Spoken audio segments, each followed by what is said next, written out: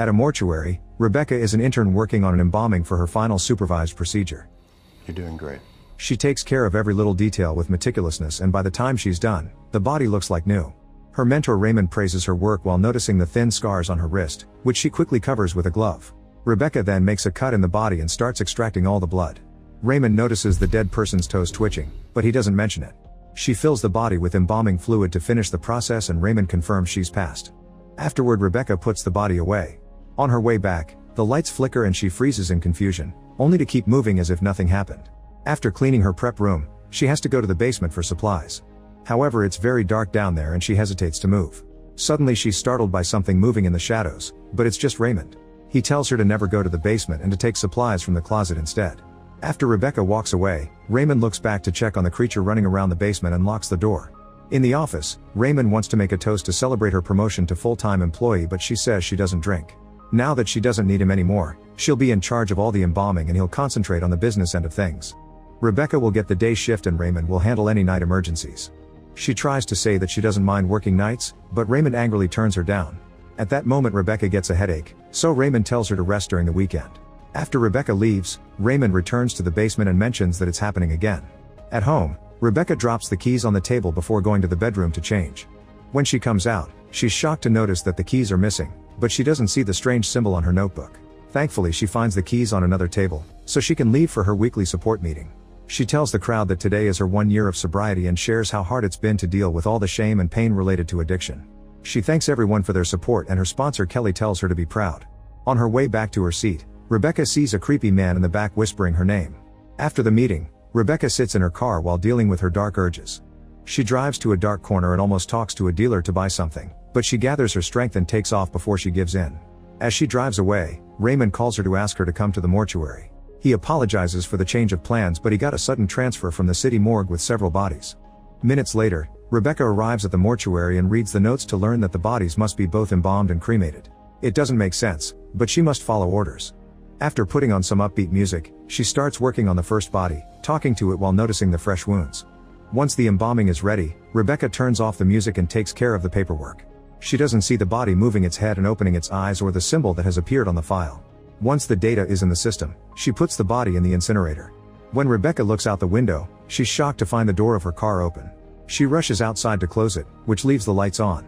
Afterward, she goes to the closet to look for supplies, only to start feeling dizzy. She rubs her head as she hears voices whispering around her. When she finally snaps out of it, she finds herself sitting at the table with no memory of how she got there. At that moment, the phone rings, so she rushes to pick it up without noticing the symbol that has appeared on another file. The caller is Raymond, who wants to know how Rebecca is doing. She tells him that the storm is causing trouble with the lights, but everything else is fine. After hanging up, Raymond goes back to painting on his body. Meanwhile, Rebecca starts moving the second body but stops when the power goes out. She doesn't see the body moving its head and hand on the stretcher. Since her phone is almost out of battery, she goes to the office to look for candles. In a drawer, she finds a small box with a candle drawn on its lid, but inside there are only paper strips. After lighting a strip up, she returns to the body and notices that a hand moved, so she puts it back in place. She doesn't see the symbol glowing on the wall behind her or the body moving under the sheet. It smiles and reveals it has white eyes. Once that body is in the incinerator, Rebecca brings out a third one, which has severe cuts and bruises. When Rebecca hears a noise, she leaves to check the office. The body opens its eyes and moves its head while the symbol appears on another paper. In the office, Rebecca sees a strange figure moving and assumes it's Raymond. However, the figure disappears when she blinks, so she assumes it was her imagination. When Rebecca returns to the prep room, she's shocked to find the body gone. Then the phone rings again and she picks it up, only to hear a voice saying, "You did this to me, it's all your fault." A terrified Rebecca hangs up, yet the phone keeps ringing, so she walks away from it as she touches her face. She freaks out when she finds blood on her hand and immediately takes off her coat to cover the injury, but when she looks again, her hand is clean. Since the phone keeps ringing, Rebecca picks it up once more. The same voice says he wants to report a missing person, making Rebecca realize it's her father Ben. He mentions that her 14-year-old daughter Rebecca has disappeared, and she remembers the day she passed out near the lake after hanging out with some friends and consuming too much. Since the police had wanted him to wait 24 hours for a report, Ben went out to look for her himself. That was the night he died, and Rebecca still feels guilty for it. After having a vision of a strange creature, she passes out. In the morning, Rebecca is shocked to wake up in her bed. She looks at herself in the mirror before she hears someone pounding on her door. As she leaves the bathroom, the mirror fogs up and the message "Let me in" appears. Rebecca opens the door to find Kelly, who scolds her for relapsing. It seems Rebecca doesn't remember coming home or calling her for help. She swears she didn't consume anything, but Kelly doesn't believe her, causing her to have a breakdown. When Kelly hugs her to comfort her, Rebecca starts holding her too tightly.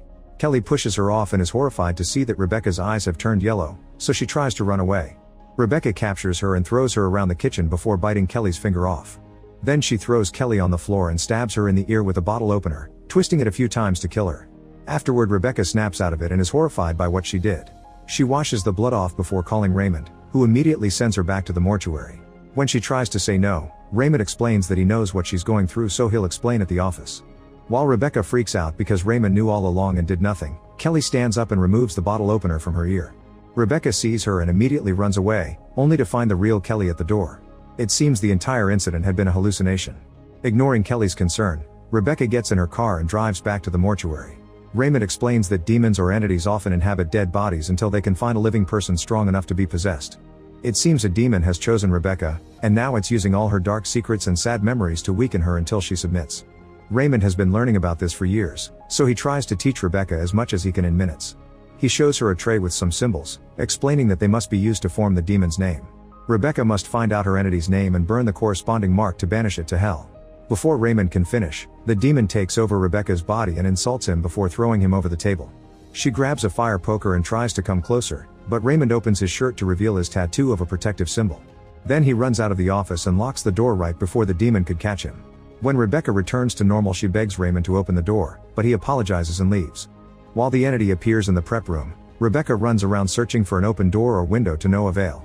She also tries the phone, but it isn't working. Rebecca decides to read Raymond's notes, only to get distracted by her grandmother appearing outside the window. The old lady sweetly asks her to let her in because it's cold, but she suddenly gets aggressive and pounds on the window as she calls Rebecca a disappointment. Her voice gets deeper and soon becomes a growl. When Rebecca turns around, she's shocked to see Ben with bleeding wounds on his face. He says he's brought her a scalpel so she can self-delete again and they can be together.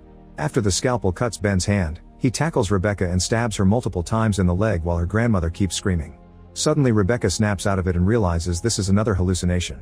She almost self-deleted again, so she drops the scalpel in horror.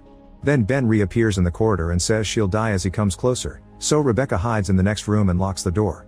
While Rebecca keeps hearing whispers from multiple voices announcing her death, Raymond tries calling the mortuary to no avail. Afterward, Rebecca looks through the window and notices Ben is gone. She also discovers that the missing body is back. She decides to sneak back into the prep room and grab some things to start stitching her wound. At that moment, the body sits up, only to lie down again when Rebecca looks up.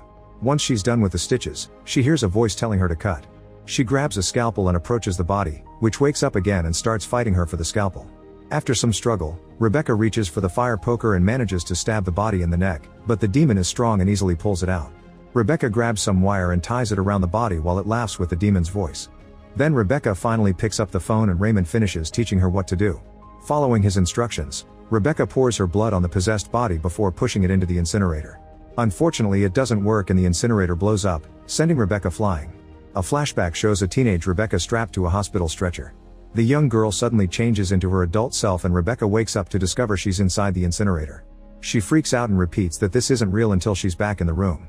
Afterward, Rebecca calls Raymond and tells him it didn't work. However, Raymond reveals he hasn't talked to her, which means it had been a demon trick. Raymond tells her to search for some tapes downstairs, but his voice transforms when his instructions change into torture.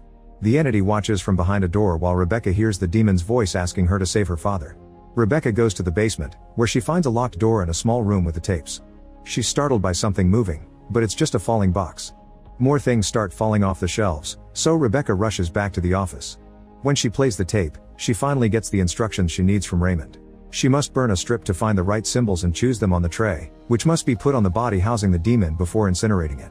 The blood of the possessed must also be injected into the body to bind it to the mark, otherwise the entity will escape before burning. This blood can also be saved for later use, so this won't happen again. As a demonstration, Raymond cuts the arm of a possessed body called Valerie, who keeps crying for mercy from inside a coffin. After looking at Raymond's notes one last time, Rebecca lights up a paper slip and wanders around the room until she finds a symbol on the wall. She puts the same mark on the tray before continuing to look for the others. Soon Ben appears again and distracts her with sweet words before grabbing her neck to start choking her. When Ben asks her to let him in and laughs like a demon, Rebecca manages to snap out of it. Next, she unlocks the mysterious door in the basement, where she finds a hole in the wall that lets her look at Raymond dealing with Valerie. She keeps begging for help, but Raymond says she isn't Valerie anymore. When Rebecca looks away, she finds herself inside a coffin, so she pounds on the lid until she comes out.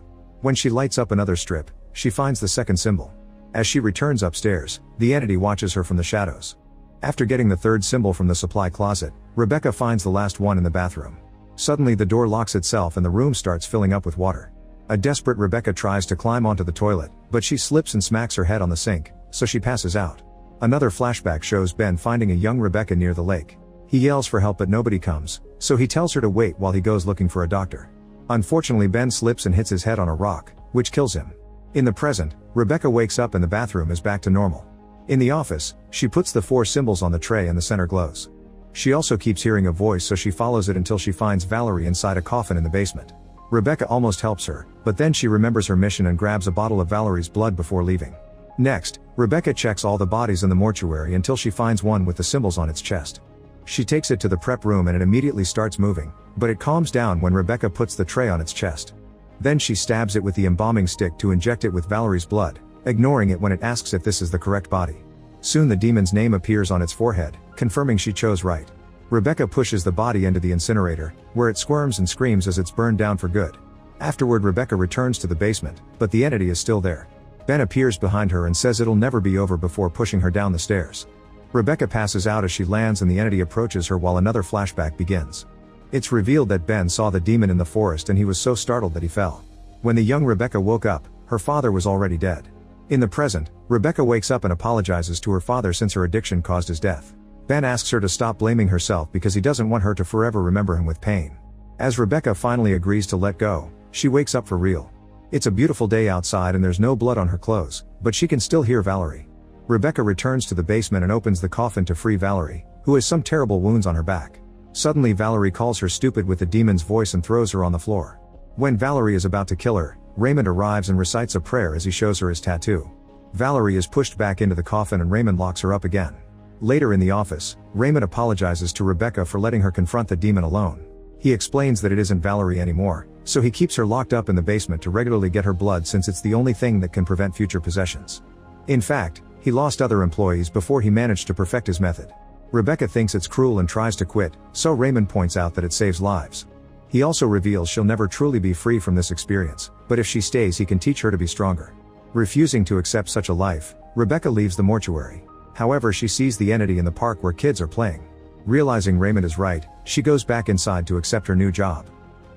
Make sure to subscribe and turn on notifications so you can watch more videos like this. Thanks for watching.